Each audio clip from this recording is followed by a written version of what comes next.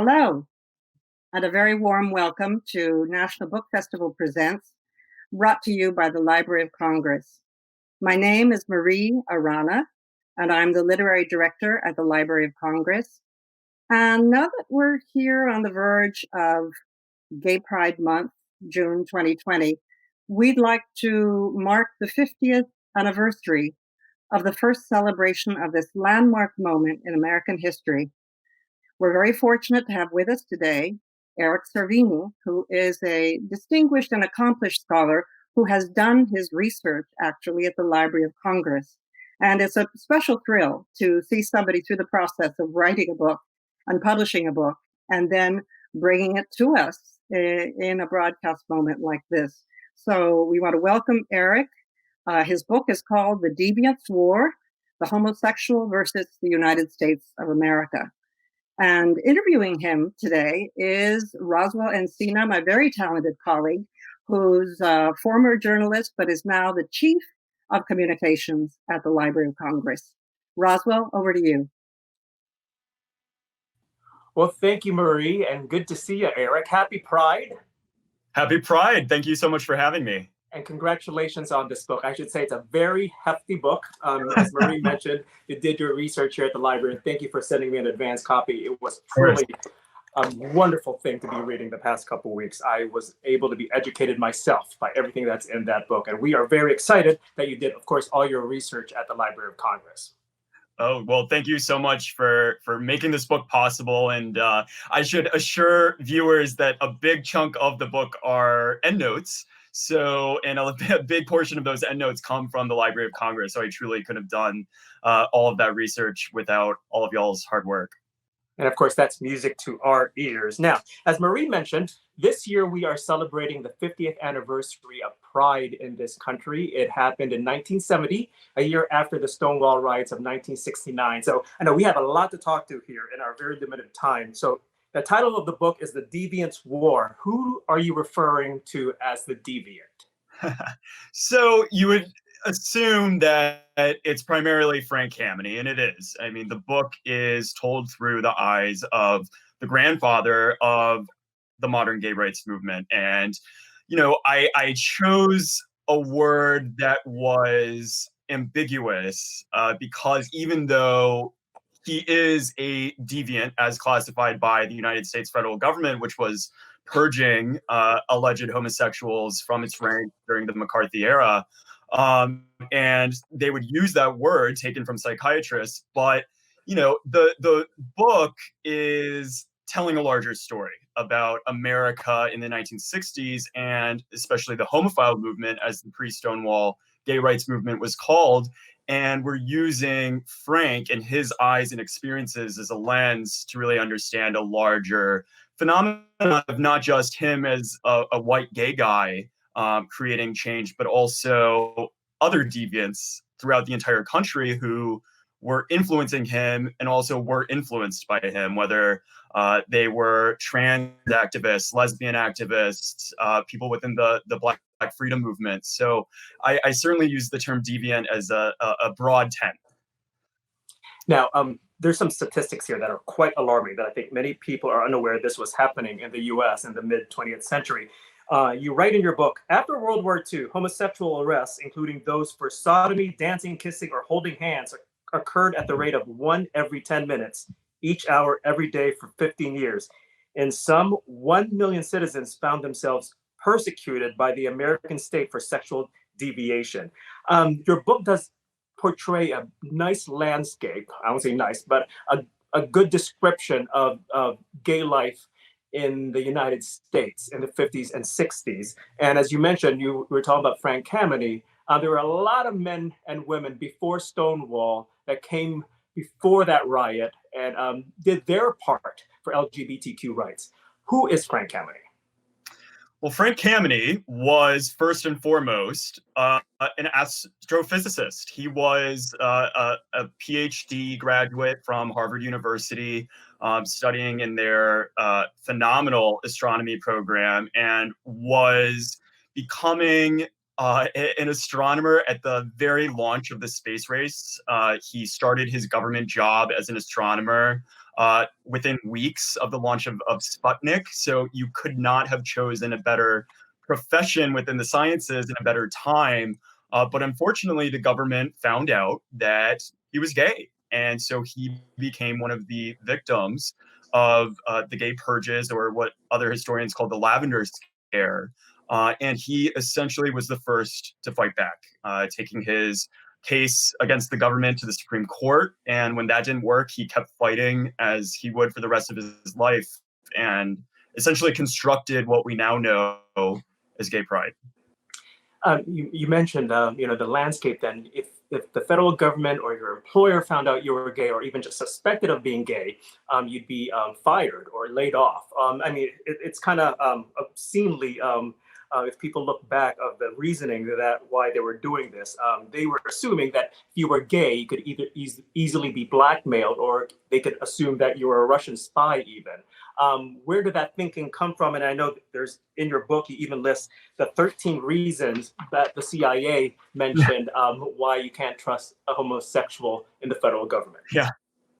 13 reasons why governments homosexuals should not be in the government. So, that logic of persecution, I think, is really understudied in understanding. We all know that homosexuals and sexual deviants were persecuted because they were disgusting to those in power, and they were also useful to those in power. And you see at the exact same time that Joseph McCarthy begins his crusade against alleged communists in the government, well, of course, those claims are very flimsy. So what does he do? He looks for a way to bolster his numbers, his ever-shifting numbers of how many security risks there are in the government.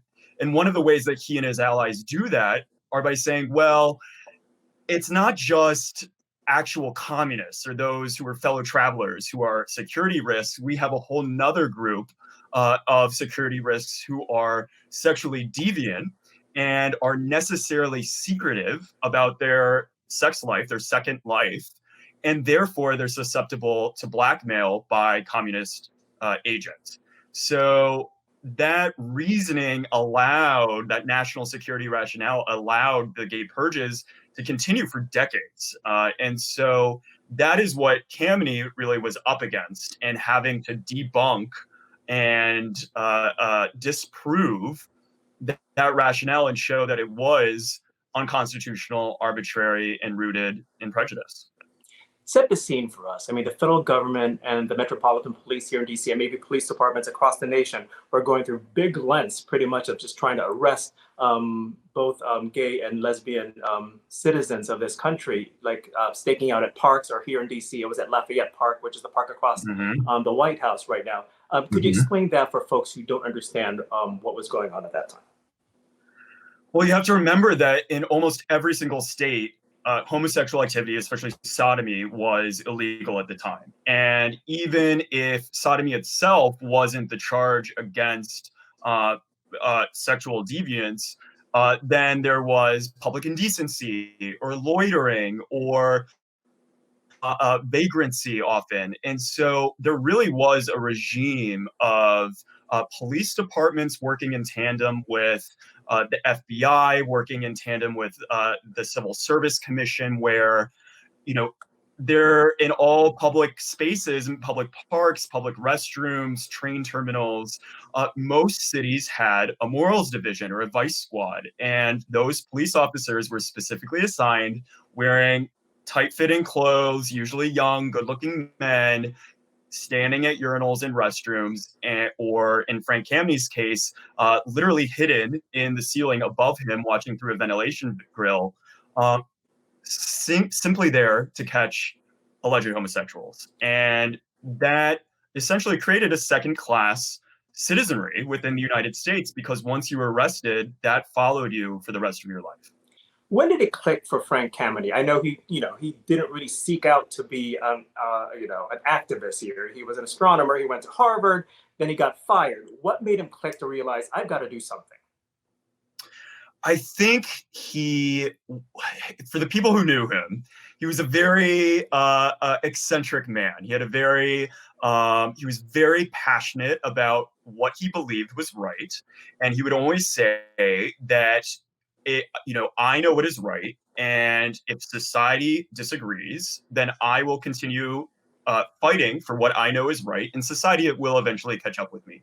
And so that was rooted really in him being such a devoted follower of logic. And, he was trained as an astronomer at studying astrophysics. He believed in what was logical and rational. And for him, at the beginning of his experience when the government found out about his gay arrest, when it removed him from the service, it was a matter of him disproving the reasoning of the government.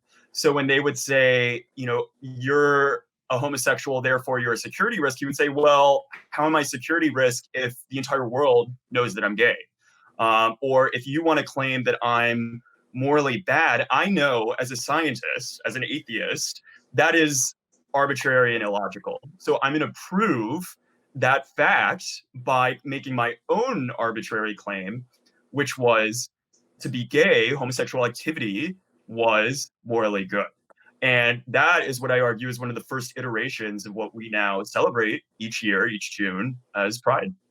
He had the big responsibility of explaining that homosexuals were, just not folks that went into parks, but, were average people who worked in the government. I think the two big things that he wanted to stress that was he distinguished respectable homosexuals, and he wanted to make sure that people knew that homosexuals were not sick. And why were those two sticking points very important to him? Well, respectability is a big theme that runs throughout the book because, 5 years before Stonewall, gay organizations, these homophile activists, were marching, and they did so dressed very much like we're dressed now in suits and ties, and women wore dresses and high heels. And they did so to make a point, as Frank would say, if you want to be employed by the government, you should look employable. And for him, it was just a very concrete strategy of, we just want to be like any other straight federal employee who doesn't have to live in fear about their life being ruined.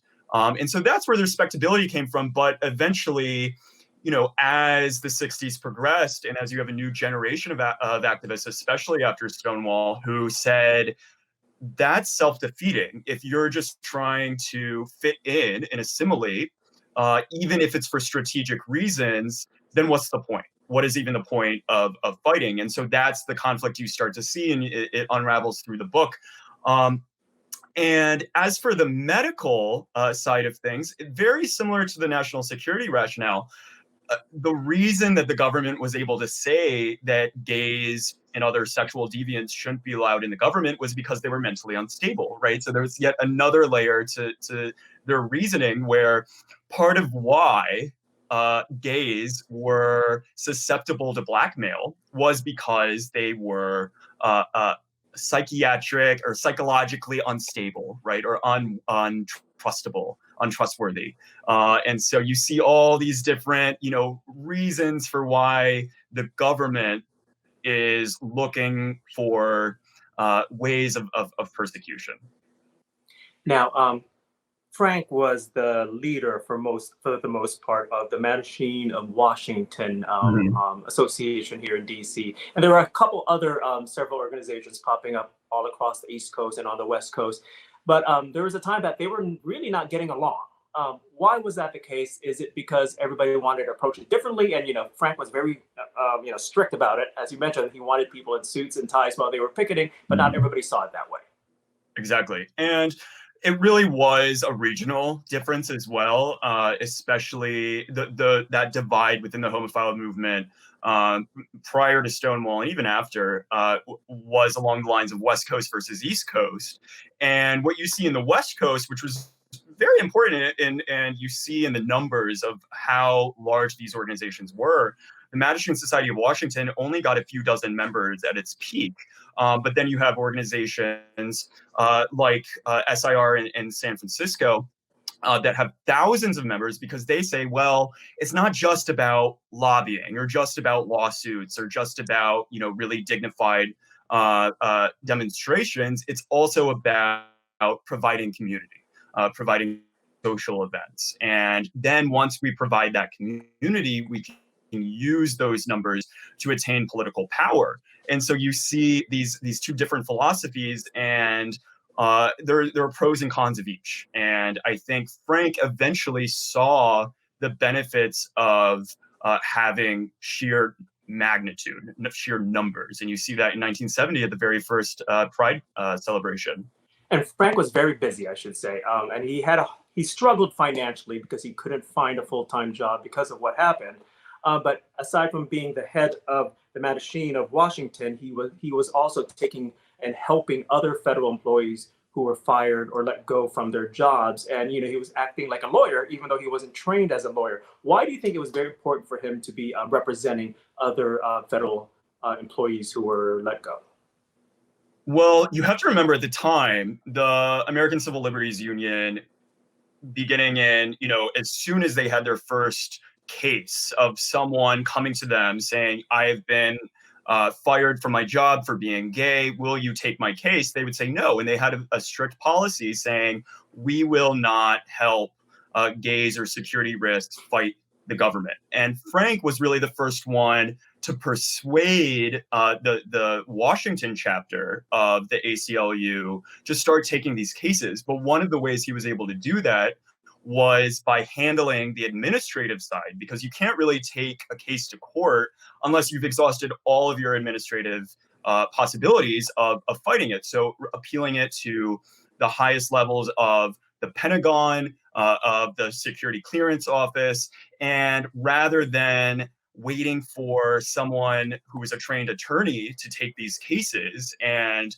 whether they had time or the bandwidth to actually fight them within the federal bureaucracy, which, as you find out from the book, is very Kafkaesque. He was the one to do this and lay the foundations for the attorneys to then take into the courts. And it was really, really impressive to see how he was able to infuse some of his legal argumentation with some of the more personal publicity style strategy of having some of his plaintiffs, I call them the proud plaintiff, that is his invention, convincing them to publicly declare their homosexuality, going to having press conferences in the hallways of the Pentagon. That was just completely unheard of. And for Frank, it was solely to disprove the rationale of the purges, because if you have a gay man or woman standing before the Associated Press and other outlets declaring their homosexuality, how could a communist ever blackmail them? And so that also helped develop and expand his idea of homosexuality being a moral good that eventually caught on.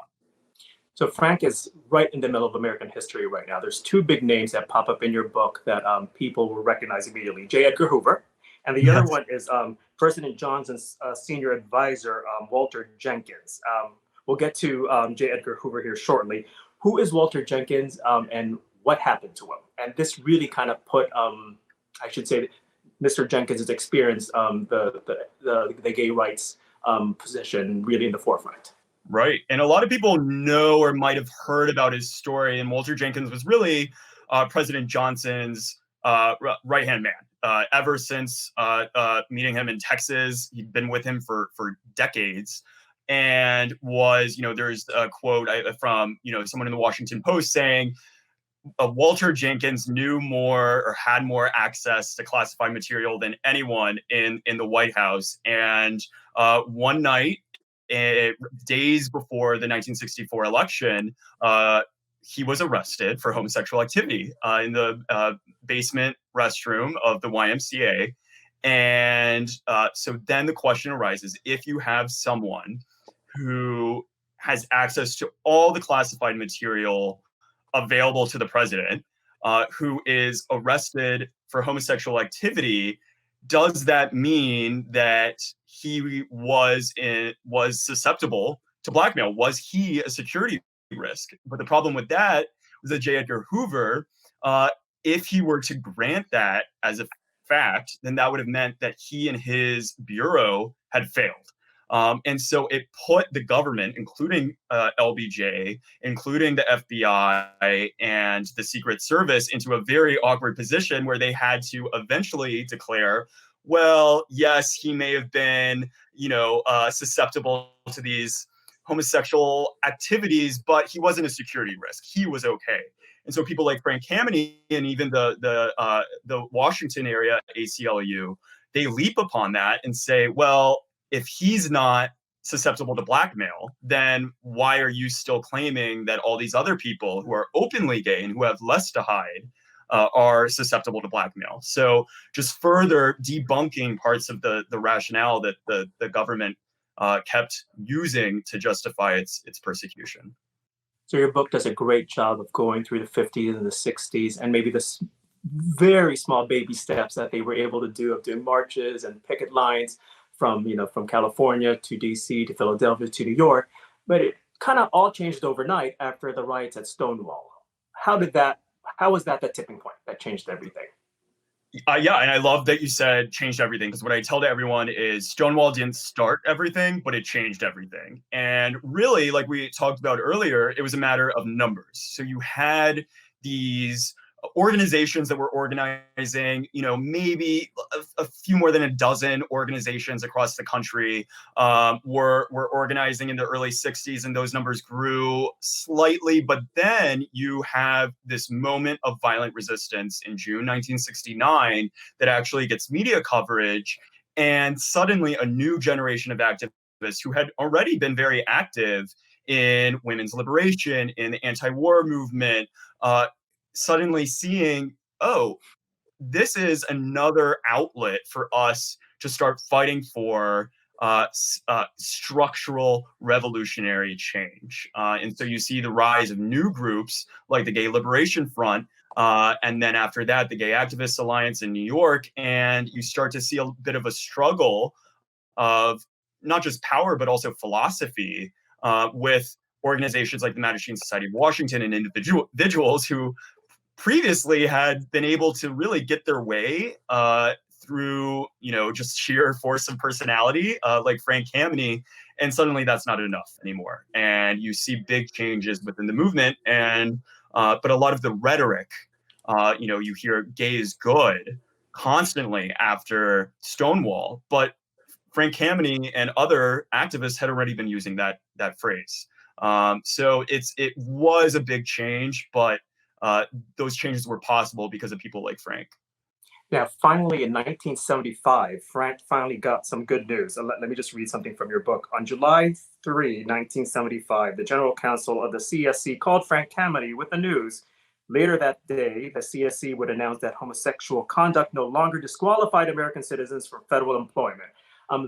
That took almost 30 years till Frank got fired from his job. Then I have to leapfrog a little bit more when President Clinton signed Executive Order 12968, and finally it all culminated when President Obama signed into law as well. I would like you to sign, read this letter that was given to Frank Kameny almost 50 years from the time he started his ordeal, I should say, of trying to get his job back.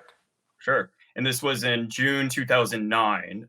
He got a letter saying, "Dear Dr. Kameny, in what we know today was a shameful action, the United States Civil Service Commission in 1957 upheld your dismissal from your job solely on the basis of your sexual orientation. With the fervent passion of a true patriot, you did not resign yourself to your fate or quietly endure this wrong. With courage and strength, you fought back. Please accept our apology for the consequences of the previous policy of the United States government." How do you think Frank felt at that moment? Well, the next line, for the people who were there, sadly, I never had the chance to meet Frank, but a lot of people were in that room, and Frank stood up and said very simply, he was usually not a man of few words, but in this case, he just said, "Apology accepted."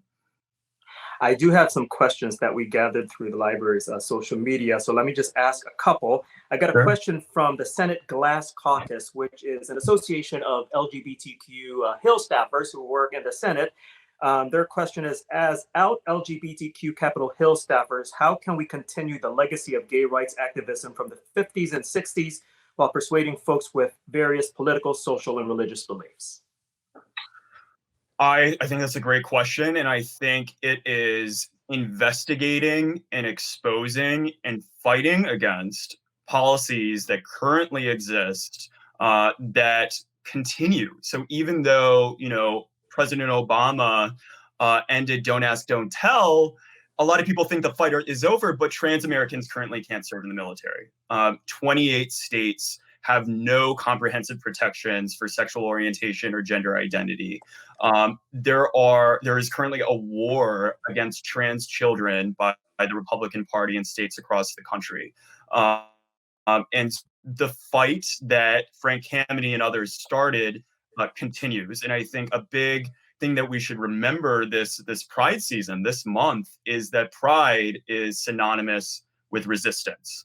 And the very first Pride March, exactly 50 years ago, marchers were terrified of marching. And they thought, they were advised not to wear glasses or necklaces because they were worried about getting strangled or harassed by the police. And they marched and they were resisting very, very explicitly the policies of New York City, New York State, and the federal government. So I think we need to bring that spirit of resistance back, especially now when the parades are canceled and people are looking for ways to still celebrate. I think it's do your research, find where persecution continues today, find which organizations, just like Frank Kameny's organization, are still fighting, are still filing the lawsuits. The ACLU is still filing suits in Idaho.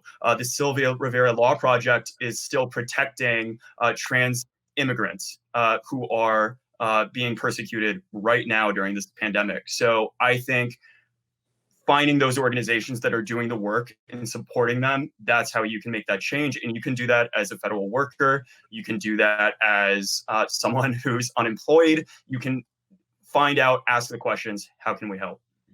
Now, Teddy from Bowie, Maryland asks, what do historians need to do differently to recognize the contributions of people other than white gay men and the recounting of the homophile and early gay liberation movement? He also says, I know there are only a handful of women remembered like Sylvia Rivera and Marsha P. Johnson. Do you think some of the other activists are forgotten or even minimized when we look back?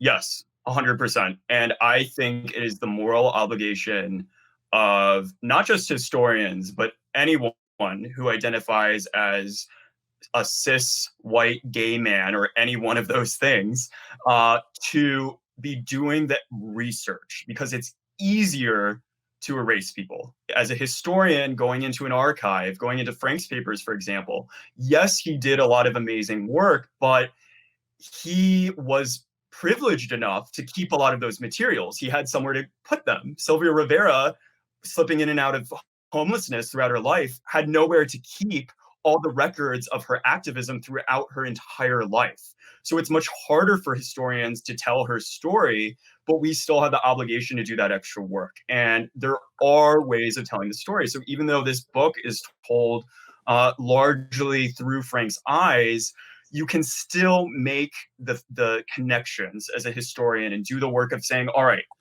let's see, where does Sylvia Rivera's name come up in other contexts? And then you see, actually, Sylvia was responsible for rejuvenating the legal action committee of the Gay Activists Alliance single-handedly. She was the one who, and that is, we have the receipts. We have the archival documents in the New York Public Library saying, because of Sylvia, we have reestablished the legal committee. That legal committee became Lambda Legal. Lambda Legal was the first organization to fight in Hawaii for gay marriage. So we have gay marriage literally because of Sylvia Rivera. And so those kinds of lines, even though they're difficult to find, you have to go through the papers and literally search for her name. We have that obligation to do that work. We were talking about J. Edgar Hoover earlier. Now, as we were talking about, even the Metropolitan Police will actually have to call the FBI and report if they arrested someone or was taking anyone in. So I have a question from Erickson of Washington, D.C. He says, you mentioned J. Edgar Hoover a lot in your book. during the course of your research, what did you find out about Hoover's sexuality and his right-hand man?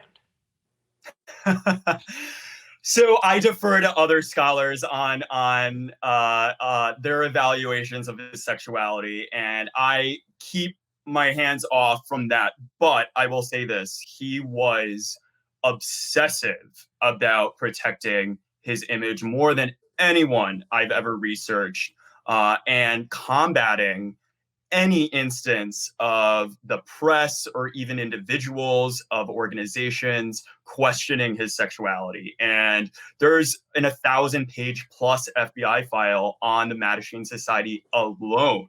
And remember, the Mattachine Society had a few dozen members in the 60s. So the fact that there was this personal, obsessive, vindictive focus on this organization that was claiming, because at the time these rumors were existent, right? They were already well aware of, this wasn't after the fact historians saying maybe he was gay. People at the time were making these innuendos. So the fact that he was so obsessive, I think, is more important than whether he was or was not actually gay. I think seeing how actually invested he was in maintaining this regime of surveillance and blackmail, essentially, because he would be blackmailing anyone who was allegedly gay in order to get more power for himself and more information, because, of course, information is power. Well, Lee, I'll end it with one question that's close to home from LC Globe. It's the Staff Association of LGBTQ Staff Members of the Library of Congress. Their question is, your book introduces us to a man activist named Otto Ulrich, who, as it turns out, worked at the Library of Congress. Can you tell us a little bit more about Otto from your research and his role in the U.S. homophile movement? I believe he was part of the first march, right, outside the White House. Yes, he was one of the first 10 outside of the White House, and he was one of the first proud plaintiffs, plaintiffs who were willing to sue the federal government because of the gay purges. He was a victim himself of it. And what's so amazing about him is he had so much to lose. He knew something like 6 languages. He had a very high level position, but he was willing to take to the government to court. And he, along with a couple other plaintiffs like Benning Wentworth, actually won. They were really the first case, with the help of the ACLU, to win at the district court level. And so he really demonstrated to the entire country and to other attorneys that there was a legal path to success in fighting the gay purges. And very quickly, you start to see, because of Otto, other ACLU chapters advising their attorneys to say, okay, if you have a case like this, you should tell your plaintiff to come out of the closet. And so this fusion of legal strategy and sexual identity and political power, I think, is so important. And I think it's important today, now more than ever. We'll have to leave it at that. We could talk here all night long, Eric, about your book and the history of LGBTQ rights here in this country. But I encourage everyone to grab his book. It comes out next week, The Deviance War. And we want to thank Eric Cervini, and happy Pride. Happy Pride. Thanks so much for having me. Take care.